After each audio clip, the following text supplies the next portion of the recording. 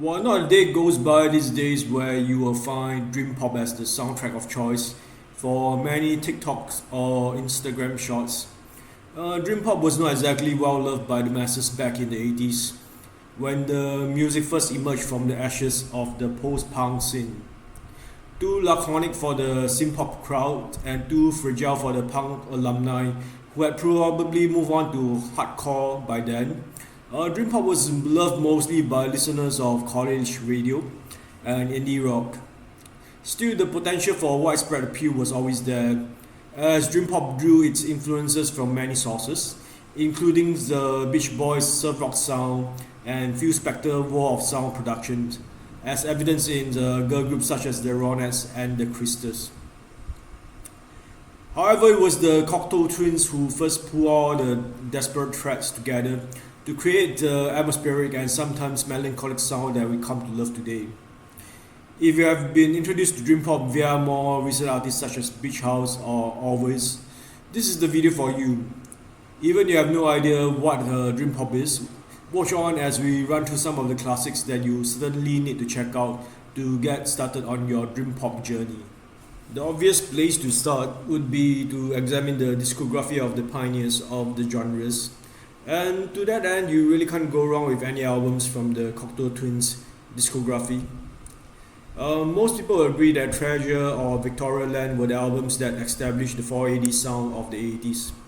However, for me, the definitive Cocteau Twins albums for newcomers to the Dream Pop genre would be 1990s, Heaven or Las Vegas.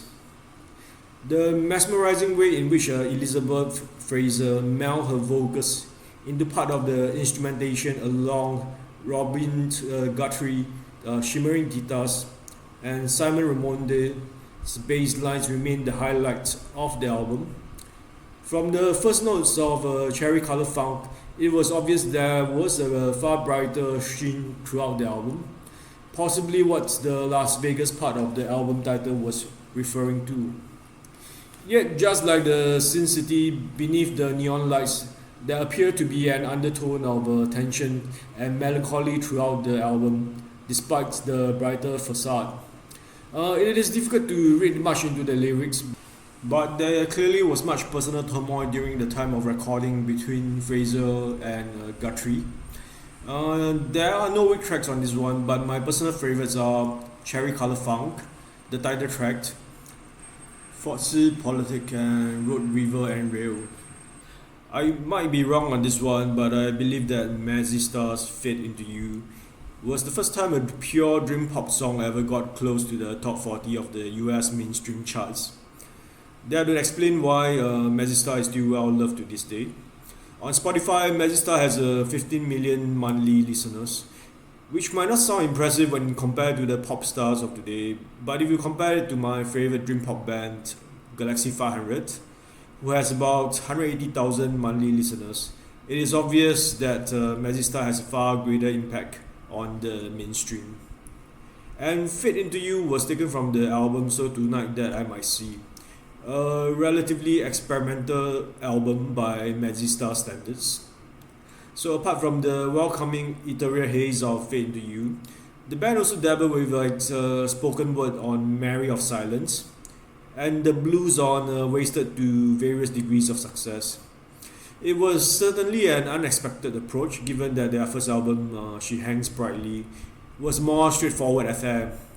If nothing else, So Tonight That I Might See was proof that the dream pop can serve as a versatile canvas for working with other stars beyond the obvious melancholy and forlornness. Okay, next up is my favorite band from the dream pop and slowcore genres, the all but forgotten Galaxy 500. Like many of the marginalized music movements of the 90s, such as shoegaze and slowcore, bands like Slowdive and Galaxy 500 released seminal albums that were cherished by fans, but were generally ignored by a wider audience who were into things like grunge or Britpop. However, unlike Slowdive, who has enjoyed a renaissance of sorts due to rediscovery by the Gen Z, Galaxy 500 has remained relatively obscure and forgotten. Part of this could be due to the band's affiliation to slowcore, a music genre that sometimes tests the patience of its listeners. But in the case of Galaxy 500, your patience will be much rewarded. So all three studio albums by Galaxy 500 are remarkable poetry set to enchanting dream pop melodies. But my personal favorite would be 1990's This Is Our Music, the final album before Galaxy 500 Call It a Day. The centerpiece of the album would be their cover of Yoko Ono's Listen the Snow Is Falling. The original Anchor influence track was already beautiful in its own right, but Galaxy 500's rendition, with Naomi Young's tender but resilient vocals and Dim Waham's frenetic guitar works, really sent it into the stratospheres.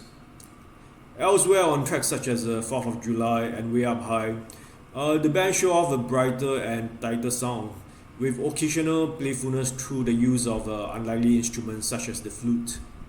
It all pointed to a promising future, but it's a future that never did happen, as we all know now. Another undisputed dream pop classic would be Julie Cruz's 1989's debut, Floating into the Night. As I mentioned in the previous video, the release of Floating into the Night was very closely tied to the soundtrack of Twin Peaks, with three of the songs appearing on both. It wouldn't be an exaggeration to say that David Lynch and Angelo Badalamenti helped launch her career. However, Cruz's haunting vocals also lent the songs much gravitas. So beyond the tripartites of Falling into the Night and The Nightingale, which will feature on Twin Peaks, the album is a treasure trove of jazzy launch classics, as it instantly transports you to a chill-out launch with drink in hand on the very first notes of Floating. The instrumentation is often very sparse, with a synthesizer, guitar and the occasional saxophone providing the perfect backdrop for Cruz's vocals. Still, it is not exactly easy listening, as the track I remember demonstrates how things could quickly take a strange turn, much like the Twin Peaks series. It still surprises me that Julie Cruz never became a much bigger name during the 90s, when alternative rock was massive. But then again, the same could be said for most dream pop acts. At least not until Beach House came along and blew the door wide open for the genre. So for the final and slightly left field recommendation, we have the Mendo pop album Sky by Faye Wong. So unless you live in the Far East like I do, you might not have any idea who Faye Wong is. So for people living in the Western Hemisphere, Faye Wong is probably most well known for her rendition of Eyes on Me, the love theme of Final Fantasy VIII, or playing one of the leads in Wong Kar-wai's Chongqing Express. So if you have ever listened to Mendo pop back in the 90s, you likely know that the typical Mendo pop track was usually a very safe, adult contemporary ballads that often emphasized vocal prowess and emoting. However, Faye Wong was much more adventurous than her peers and gravitated towards dream pop, even covering and collaborating with the Cocteau Twins in various points of her careers in the 90s. The first album where her alternative influences came into a well-formed vision would be 1994's Sky, where dream pop nested comfortably with chamber pop in a breakthrough Mendo pop effort. The title track and Angels are perfect examples of Faye's infatuation with dream pop, even featuring some tasteful yodeling on the latter. Porn and reservedness with its light piano touches and string flourishes dabble with chamber pop to much success.